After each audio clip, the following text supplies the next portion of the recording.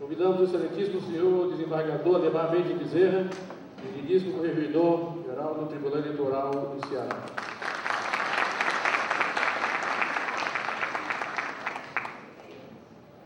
Ilustríssimo senhor advogado Leonardo Carvalho, digníssimo presidente do Instituto Norte-Nordeste de Direito Eleitoral e presidente deste Congresso.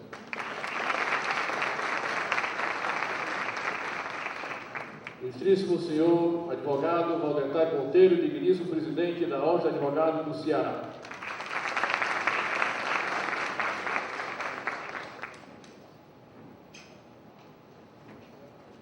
Pedimos a gentileza de todos formados a mesa, todos de pé, escutemos o hino nacional brasileiro.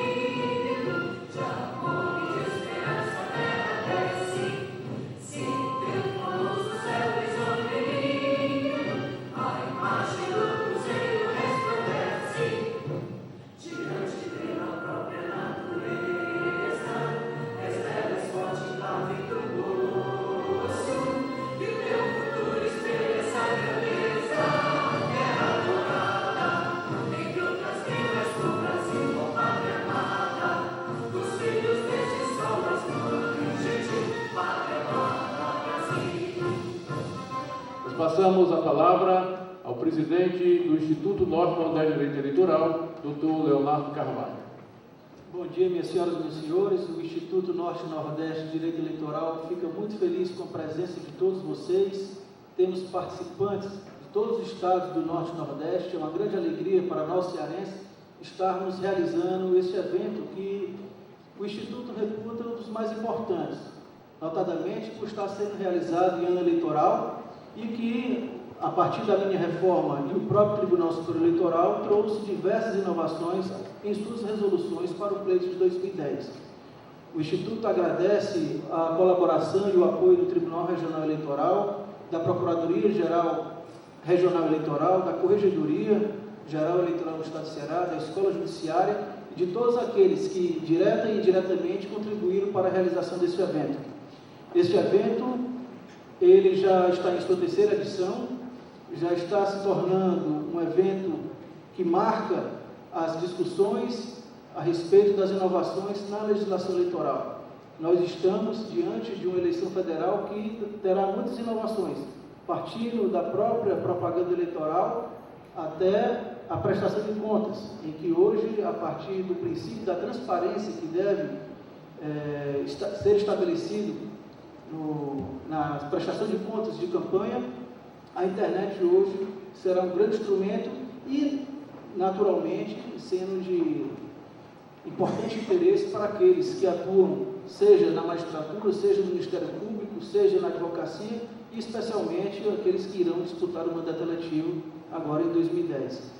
Mas, nesta oportunidade, eu gostaria de agradecer o apoio restrito que o desembargador Luiz Gerardo Pontes Bristo realizou este evento. E com muita alegria nós gostaríamos de fazer uma homenagem ao desembargador, entregando ao mesmo uma menção honrosa formulada pelo Instituto Norte e Nordeste de Direito Eleitoral. Consta na homenagem: menção honrosa ao desembargador Luiz Gerardo Pontes Bristo, presidente do Tribunal Regional Eleitoral do Ceará, pelos relevantes serviços prestados à Justiça Eleitoral Brasileira, a homenagem dos organizadores do 3º Congresso Norte e Nordeste de Direito Eleitoral. Feita a homenagem, convido o desembargador Gerardo Brito para realizar a abertura do Congresso. Sejam bem-vindos. Senhores, esse Congresso é uma excelente oportunidade para que nós façamos uma reflexão conjunta e que a partir daí nós nos empenhemos numa luta que não é fácil, árdua, para que nós consigamos dos senhores congressistas uma reforma eleitoral séria e eficaz. Porque o que nós temos visto, e falo isso com muita franqueza, é muita coisa jogada na mídia, mas que na realidade são mudanças vazias.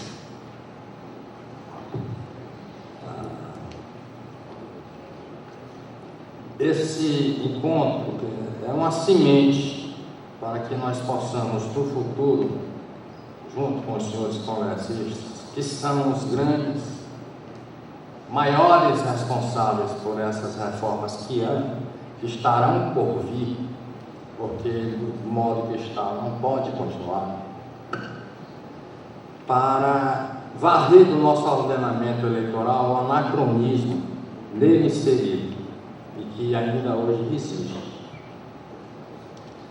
Nós temos uma legislação que eu não diria que avançou, em alguns passos ela regrediu. Até hoje nós debatemos com o problema dos candidatos de ficha suja, que fazem e acontecem e descuidoradamente, porque não tem uma sentença transitada em julgado, disputam uma vaga eletiva. E lamentavelmente, o eleitorado tem a sua parcela de culpa porque os reelege. O ministro, vejam senhores, que nós convivemos, a legislação que entregaram à Justiça Eleitoral para operar é um código de 1965, feito no limiado regime autoritário e de encomenda, que teve como mentor, todos nós sabemos, o general Roberto Silva, que era inteligência fora do comum. Convivendo com esse código de 1965, já superado, mas que continua em vigor, nós temos essa tal de lei complementar número 64/90, a qual o ministro Brossal, uma das maiores estruturas jurídicas que esse país já conheceu, ou conhece, que ele ainda vive, denominou ironicamente de lei das inelegibilidades fictícias, que é uma grande realidade. Todos os senhores sabem disso. Convivemos com essa lei eleitoral em 1507, se não me engano, que na realidade é uma grande tapiação. E agora com a tal denominada pomposamente de reforma. Reforma nenhuma. Inseriram alguns dispositivos, algumas novidades, tolas, para com isso dar uma satisfação à sociedade brasileira, como se o nosso povo não tivesse discernimento, o senso crítico. Senhores, eu dou um exemplo concreto. No TRE, o candidato às eleições passadas foi cassado 3 vezes, por via de três instrumentos jurídicos, 3 ações, 3 formas de impugnação judicial, cassado pelo mesmo fato, 3 vezes. Felizmente, o TRE teve a coerência de que as decisões dos relatores tiveram a coerência de sintonizar as decisões. Hoje se caça com base na captação ilícita de sufrágios, que é da lei das eleições, que chama de lei das eleições, e se caça também por recurso de diplomação contra diploma, que é do Código Eleitoral. recurso contra a difamação que é do Código Eleitoral. É um verdadeiro absurdo, é uma mixórdia. E os senhores congressistas, até hoje, não se advertiram disso. É natural, nós entendemos. Aí é onde entra o TSE, com o ativismo judiciário. Para dificultar o Caixa 2, está dificultando por meio de resolução isto de doação de campanha. Porque a coisa do Brasil é tão, em termos de doação, aliás, não é um vício só nosso. Os Estados Unidos também. Essas doações de campanha são curiosas. Há uma grande empresa aqui no Ceará, como de resto do Brasil, essas grandes empreiteiras, essas grandes empresas, elas costumam fazer doações conforme a posição dos candidatos na escala das pesquisas. Aquele que está em primeiro lugar na pesquisa recebe uma cota bem boa de doação. O que está em segundo lugar, uma cota bem um pouquinho menor. O que está em terceiro, uma cota mais magra. No fim, essa empresa tem contribuído, tem ajudado a todos os concorrentes. E é por isso que nós vemos aí, e eu digo isso sem receio, porque é uma realidade, os senhores sabem, que aqui no Brasil só 2 grandes empreiteiras fazem obras públicas. Me dispenso de citá-las porque isso é pouco notório. 2 estados às quais eu me refiro. Obras federais, estaduais e municipais. Aí entrou, em função desse anacronismo, desta inocuidade da nossa legislação eleitoral, que entrou o ativismo judicial tentando corrigir, e a Justiça Eleitoral tem esse poder normativo, tentando corrigir, quer dizer, as omissões do Congresso. Nós não podemos nos dizer um Estado de Direito enquanto nós não estivermos sob o império de uma legislação eleitoral séria, operante e eficaz. Este encontro é um momento muito oportuno para que nós reflitamos sobre isso e para que cada um de nós, na medida das nossas forças, concorra aos poucos, devagarzinho. Drummond tinha uma pedra no caminho, nós teremos muitas, mas a gente sempre desvia da pedra, até chegar e convencer os senhores congressistas de que há necessidade de se fortalecer o Estado de Direito, que nós enchemos a boca aqui no Brasil, dizendo somos um Estado de Direito, nem tanto.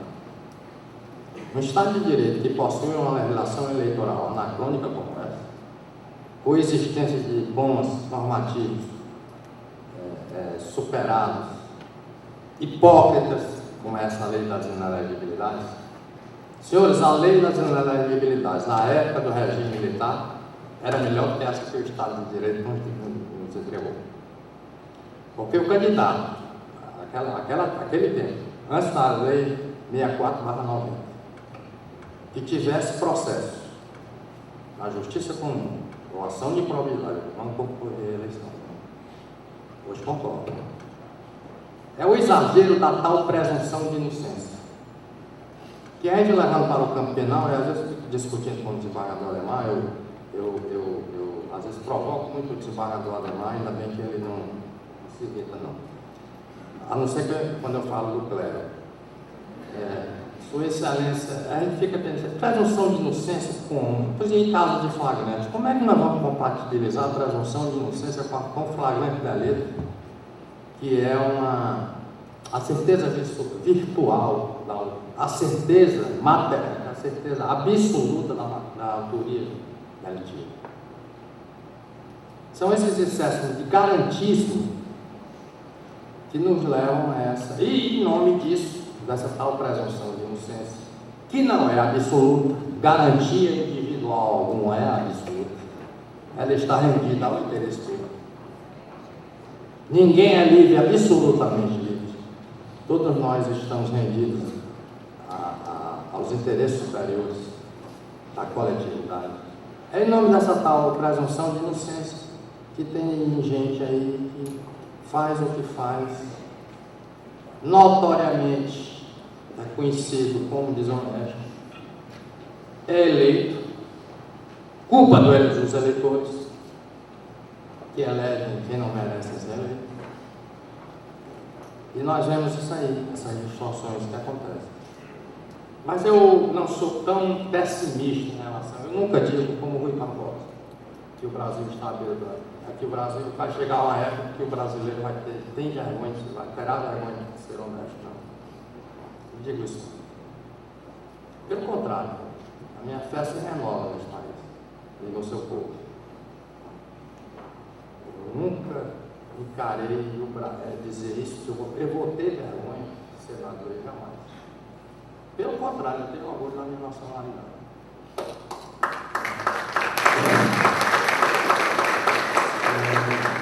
Eu gostaria aqui de citar uma passagem do livro do Vitor Nunes Leal, professor, deve ter lido Coronelismo, Chá de Volta. Só para mostrar que a situação está recuando a época em que o livro foi escrito e voltando ao nosso tempo, nada mudou. Tão visivelmente era os senhores modos enredos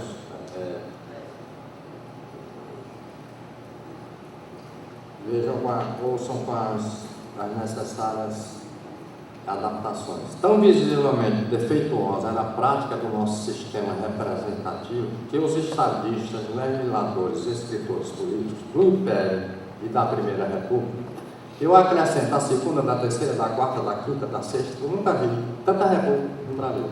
Isso de Primeira República, segunda, isso é coisa que os historiadores aí oficiais inventaram. Costumam atribuir, quer dizer, os escritores e legisladores, a principal responsabilidade pelos males do regime. Dentro dessa mentalidade, sucederam-se as reformas eleitorais, em cujas malhas, chamo a atenção para essa passagem, não tardavam a penetrar a malícia e a truculência. Ao desencanto da experiência, sobrevinha outro ímpeto reformista, que acendia novas, mas efêmeras esperanças. Nesse reformar incansável, vejam que reformar a legislação é uma mania nossa. Isso aqui o Vitor Nunes Leal escreveu em 1948. Continuamos nesse lero, de reforma, reforma, reforma. E nunca se faz uma reforma decente. Se faz deforma. Nesse reformar incansável, anulamos e refizemos alistamentos. Alteramos diversas vezes o mecanismo da qualificação, alistamento e qualificação de eleitores, a composição das mesas eleitorais e das juntas apuradoras. Incluímos a magistratura e a polícia no processo eleitoral e as excluímos. Tivemos a eleição indireta e a eleição direta. Isso ele escreveu em 1948. O voto devassável e o sigilo do voto.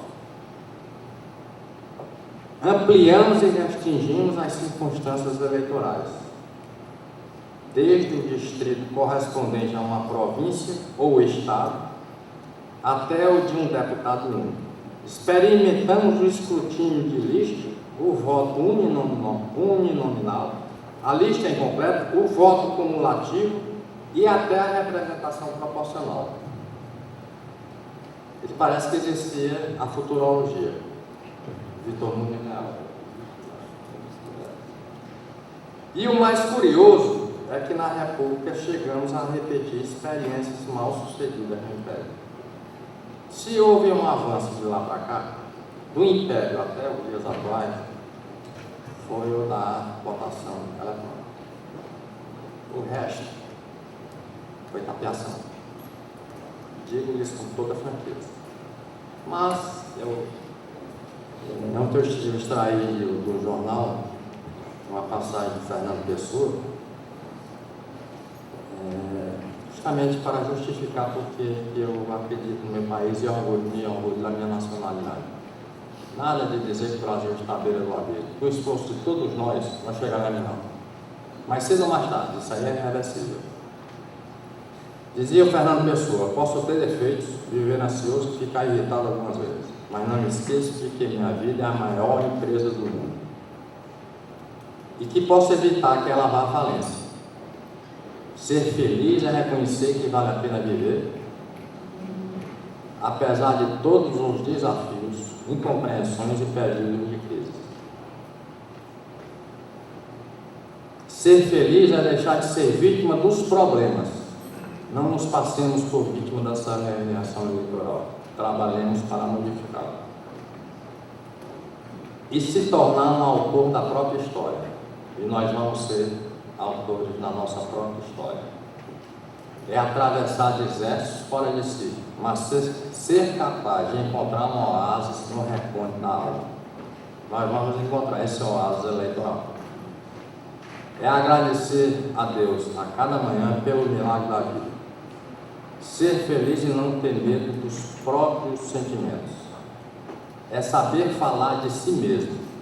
É ter segurança para receber uma crítica, mesmo que injusta. Pedras no caminho, guardo todas. Um dia, com elas, construirei um castelo. Bom dia a todos, não vou fazer como os políticos, e agora dizem assim: bom dia a todos e a todas. O bom dia é genérico, né? Se dirige tanto aos homens quanto às mulheres, sendo que, como manda a etiqueta inglesa, primeira instância. Mas eu tenho uma frustração de não ter sido professor do Dr. Marcelo Rosendo de Oliveira, porque ele se bacharelou na Universidade de Fortaleza. É indiscutivelmente uma das maiores lideranças que a magistratura cearense teve dentro dos juízes jovens. Tem um futuro muito promissor, é professor de direito, já fez os cursos de especialização, de mestrado, inclusive quando eu fui participar representando a escola judicial, presidida nacionalmente pela ministra Carmen Lúcia Mineira, o professor disse: o senhor eu tive um ex-aluno brilhante, o doutor Marcelo Rosendo de Oliveira. O livro dele é muito bom, como fez questão de ressaltar o nosso eminente presidente. Que repito, comprei, não pedi. Comprei, ó. Pois bem, a prova disto é que eu apresentei, inclusive, um voto congratulatório quando Sua Excelência, o ministro Celso de Mello, fez um expediente a ele dirigido, pedindo o seu livro. Como é óbvio, o óbvio e o lance, que dizia o nosso grande teatrólogo Nelson Rodrigues, pernambucano, quanto os meus ascendentes, dizia que a unanimidade é burra, né? Mas no tocante à hombridade, à decência, à cultura, à lhaneza do doutor Marcelo, é realmente uma absoluta verdade. Então, dizendo aqui ao público: graduado em Direito pela Universidade de Fortaleza em 1995, pós-graduado em Direito Público e Direito Processual Civil pela Universidade Federal do Ceará em 2001, mestre em Direito Constitucional pela Unifor 2009. Atualmente é juiz estadual do Ceará, professor auxiliar da Universidade de Fortaleza e professor colaborador da Universidade de Brasília. Coordenou entre 2005 e 2007 a Escola Superior da Magistratura do Estado do Ceará, na minha gestão, e atualmente coordena o curso de especialização em Direito e Processo Eleitoral, promovido por aquela escola em convênio com o Tribunal Regional Eleitoral do Ceará. Tem experiência na área de Direito Eleitoral, principalmente nos seguintes temas: teoria da democracia, organização judiciária eleitoral e inelegibilidade. É presidente da Associação Cearense de Magistrados. Eu, inclusive, fui convidado por ele para ser um candidato. Eu disse, olha, o único juiz que pode vencer, né, a oposição muito digna da nossa associação é você, com a sua juventude, com o seu talento e com o respeito que se fez merecedor. Por isso, nós vamos ter aqui uma palestra digna, porque não é sem razão um homem da qualificação do ministro Celso de Mello não iria fazer elogios graciosos. Ele fez porque estava diante de um jovem que está escrevendo o seu primeiro livro e certamente escreverá muitos outros para gáudio do nosso Estado e para gáudio, sobretudo, da magistratura cearense. Temos uma exposição de 40 minutos, os debates 20 minutos, pouco mais ou menos, como diziam os antigos. Na hipótese de existirem perguntas que não poderão ser respondidas pelo palestrante por conta do tempo, né, informar que as mesmas poderão ser encaminhadas para a secretaria. Antes bem, ninguém pode também prejudicar a palestra do outro. Então, se fazemos 2 ou 3 perguntas e as demais serão encaminhadas para o evento, que, por sua vez, reencaminha para o e-mail do palestrante e tenho certeza que ele procurará responder a todas. Com a palavra, o nosso pré-claro e conspícuo Dr. Marcelo Rosendo de Oliveira.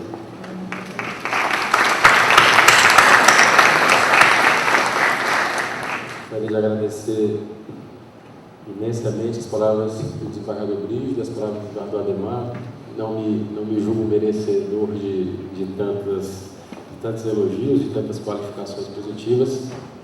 Na verdade, me coloco na posição de um curioso sobre o direito eleitoral, de alguém que busca analisar o direito eleitoral sob aspecto crítico,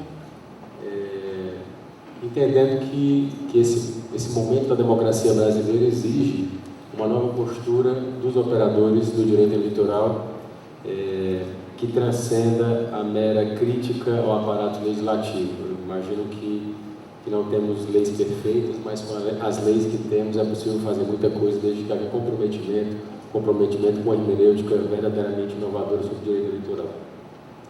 Eu gostaria de saudar de modo muito especial todos os presentes, mas os colegas magistrados que aqui estão, membros do Ministério Público, advogados, estudantes, as pessoas que vêm de outros estados.